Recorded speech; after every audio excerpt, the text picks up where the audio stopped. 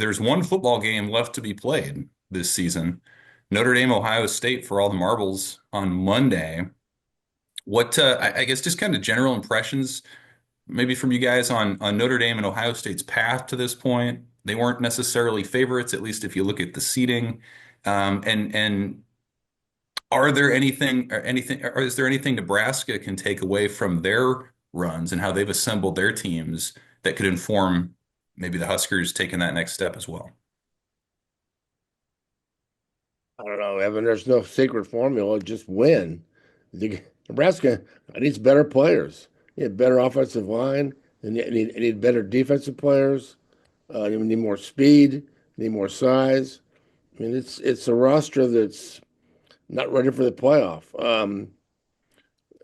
Look what Indiana did to Nebraska. I mean, uh, Indiana got in the playoff probably, and who's to say if Alabama had been better, hadn't lost Oklahoma, would Indiana have gotten in, or would SMU had been sacrificed? I don't know, but uh, Indiana had an older team, and they had the right schedule. So if that's how Nebraska wants to do it, or does Nebraska want to be like Ohio State and just we got the team and the talent, here we come? I mean, so there's two ways to do it. I guess you could try to sneak in there like Indiana did and have one of those years, or you could try to be there all the time. And so, um, but doing that's a lot harder. You gotta recruit at an elite level. You gotta get lucky with the portal, and you gotta recruit the portal at an elite level. So, um, but I think mostly you got to be older, and that's why Matt Rule going in the portal for 16 is not going to be unusual. It might be every year because guys are going to leave every year, and coaches want to get older. And it's what an amazing thing if we can have Dylan Raiola all 4 years and see what he's like. He'll be so much better next year than his first year. But what about year 3 and 4? You know, that's older quarterbacks win. So I think that will be the Matt Rule formula going forward. I'm not saying quarterbacks he recruits aren't going to play, but coaches sometimes say one thing, and now that with the portal they do another. So I would not be surprised if older quarterbacks are what you see in the playoff. Yeah, and I think those are all. I mean, Notre Dame and Ohio State have fifth-year quarterbacks who transferred from other schools. So Right. obviously they're leaders, and you probably do need to be old at that position. I do think that Georgia, going into that game against Notre Dame, obviously they didn't have Carson Beck, they didn't have their senior leader, and so it's probably harder than it would have been if he had played. And that's the game that I think you look and you say, well, that's the pivot game. Notre Dame went and beat Georgia, the circumstances around the tragedy in New Orleans and all kinds of other things. But the reality is Notre Dame just managed all of that better and played a much better football game than Georgia. And then the Penn State game was a classic. I mean, that was a terrific game. That was a great game. Ohio State in Texas, and it was okay. But the Penn State Notre Dame game was one of the, I don't know, 10 best CFP games we've had since the start of it. Back and forth, big plays, effort. Felt like both teams are very similar. And it just came down to a mistake made by Drew Aller, making a mistake, and Notre Dame makes a kick, and there you go. I do think that when I look at Nebraska, I do see, a program that can become a Penn State or become a Notre Dame. And Notre Dame's a little different because it's a private school, but I do see a culture on defense, and I do see physicality on offense. And I think that's something that Nebraska admires and appreciates about good football teams. When I look at Ohio State, and I think Ohio State's going to win the national title, I think they're going to beat Notre Dame. Almost all of America will be rooting for Notre Dame, but I think Ohio State will win. When I look at Ohio State, which by the way beat Nebraska by only 4 points in Columbus, I see a team that has so much talent that when their mindset isn't right, they could still win anyway. And That's the thing. Sometimes what talent helps you do the most is win the games that you didn't play very well in. And it isn't even about the big games. It's about the smaller ones. It's about Nebraska. It's about beating Nebraska when they had to. Jeremiah Smith, Amika Egbuka making plays late. That's how they win it. And so Ohio State's on a different plane than Nebraska. They are.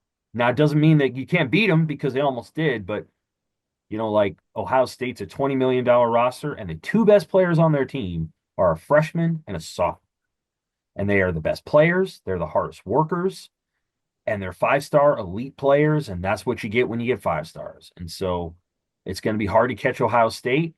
When I look at Notre Dame, I see a program that Nebraska could emulate. I'm not saying that they're going to go 14-1, but if you put Nebraska and Notre Dame on a field in September, I think Nebraska could, throw blows with them. Probably wouldn't beat them, but could absolutely compete. And so I think that's encouraging for Nebraska.